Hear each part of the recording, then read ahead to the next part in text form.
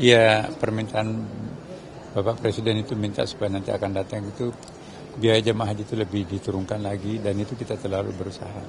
Karena banyak faktor yang membuat kita itu mahal. Pertama, lamanya kita berada di Saudi Arabia.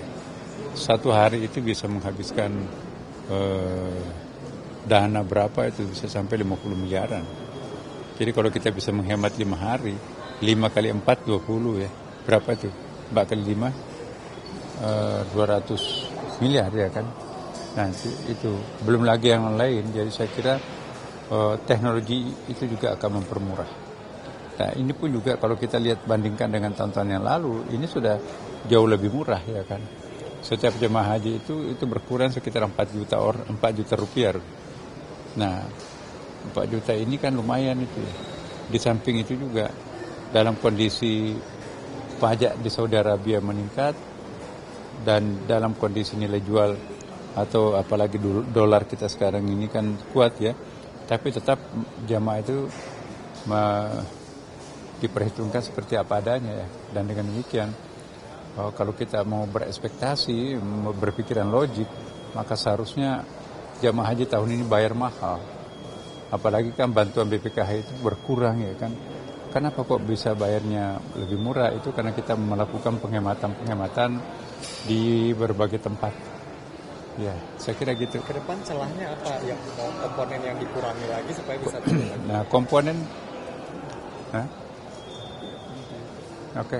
komponen antara lain ya penghematan, misalnya tawar-menawar hotel, tawar-menawar bus, tawar-menawar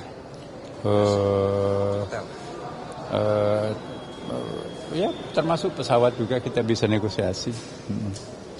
Untuk masa tinggal bisa dikurangi? Ya? Iya, tergantung bandaranya. Iya. Tergantung kalau bandaranya slotnya memungkinkan, ya kita bisa lebih murah.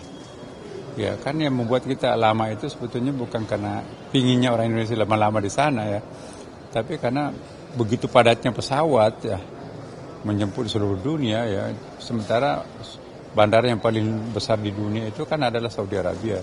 Tapi itu pun juga bayangkan kalau 3,5 juta tuh jamaah haji harus pulang pergi dalam waktu yang bersamaan dengan seluruh negara lain, itu bisa kita bayangkan kan. Dan pada saat bersamaan keamanan pun juga harus dipelihara oleh mereka dan mungkin juga oleh kita ya kan. Jadi insya Allah ke depan kalau nanti kita punya alternatif lain, maka itulah nanti akan menjadi faktor penghemat. Oke ya, saya kira gitu. Terima kasih.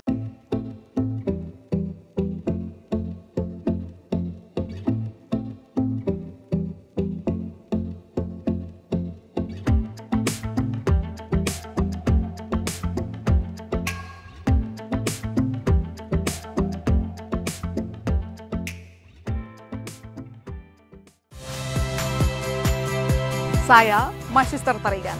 Saksikan program-program Kompas TV melalui siaran digital, pay TV, dan media streaming lainnya. Kompas TV, independen, terpercaya.